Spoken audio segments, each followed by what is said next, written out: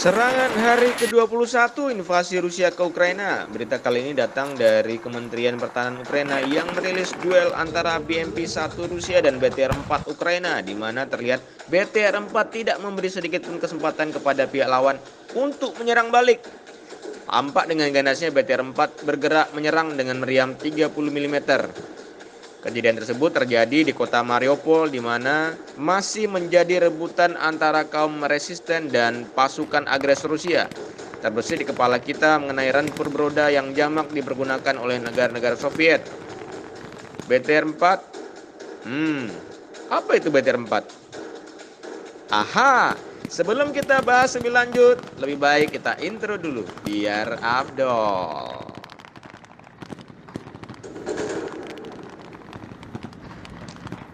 Внимание!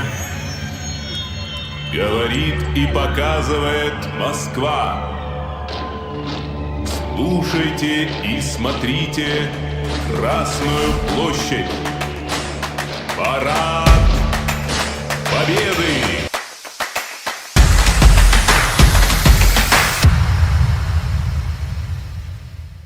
Only a fool learns from his own mistakes. The wise man learns from the mistakes of others. Berbeda dari negara lain di mana industri strategis dibangun oleh BUMN, pada BTR-4 prototipe dirancang sebagai usaha swasta. Diresmikan pada pameran Aviaspeed 2006 yang diadakan di Kiev pada Juni 2006. Kendaraan tempur angkut beroda ini dibangun oleh Kharkiv Machine Building Design Bureau atau KMDB untuk Angkatan Darat Ukraina. Seperti keluarga BTR lainnya, BTR-4 memiliki kemampuan amfibi dari lainnya, namun tata letak BTR-4 mewakili perubahan dibandingkan dengan BTR-60, 70, 80 yang lebih tua yang dirancang di era Uni Soviet. Kendaraan ini memiliki tata letak konvensional yang mirip dengan desain barat seperti TPZ Fak Jerman dengan kompartemen pengemudi dan komandan di bagian depan lambung, kompartemen mesin dan transmisi di tengah, serta kompartemen pasukan di belakang. Pasukan masuk dan keluar kendaraan baik melalui pintu belakang atau palka atap, di mana pengemudi dan komandan dilengkapi dengan pintu yang terletak di sisi lambung. BTR-4 adalah desain yang lebih fleksibel daripada BTR-60, 70, 80 yang lebih tua karena tata letak yang diubah membuatnya lebih mudah untuk menyesuaikan kendaraan dengan peran khusus. Kendaraan dapat dipersenjatai sesuai dengan kebutuhan pelanggan. Prototipe ini dilengkapi dengan modul persenjataan baru yang dirancang secara lokal yang dipersenjatai dengan satu meriam otomatis 30 mm, senapan mesin koaksial 7,62 mm hingga 4 rudal anti-tank 9P135 Konkurs atau Bayer, 2 di setiap sisi turret, dan satu peluncur granat otomatis 30 mm yang dipasang sebagai pengganti rudal AT di satu sisi kiri turret. Ini dapat dilengkapi dengan modul senjata turret yang berbeda, modul Grom, modul Skal, dan modul BAU 23x2. BTR-4 memiliki kecepatan maksimum 110 km per jam. Ia dapat melintasi rintangan air dengan kecepatan 10 km per jam. Kendaraan ini didukung oleh mesin diesel 3TD dengan 500 horsepower.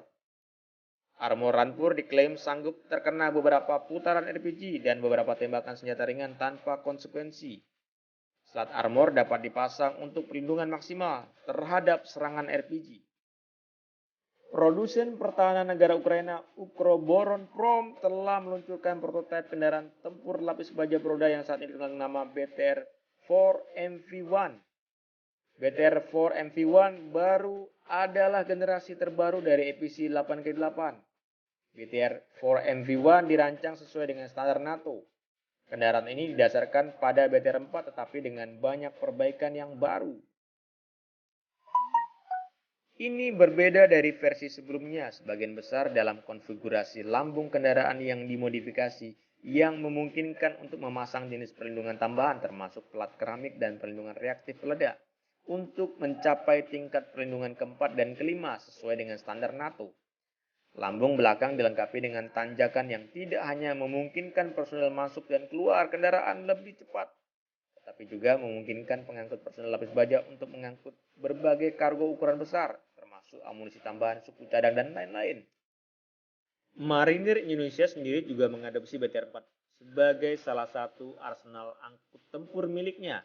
Hanya saja pada perkembangannya Marinir mengeluhkan lambatnya BTR-4 saat berada di air dan lamanya pembuatan BTR-4 yang dipesan dari Ukraina untuk memenuhi arsenal tempur tanah air. Demikian profil dari senjata mematikan BTR-4 yang akhirnya dapat dibuktikan di medan tempur. Seperti kamu yang harus membuktikan kata-katamu lewat komen, like, subscribe, dan bunyikan loncengnya. Biar semangat memberi kabar terbaru terkait berita terupdate dari medan perang. Oke?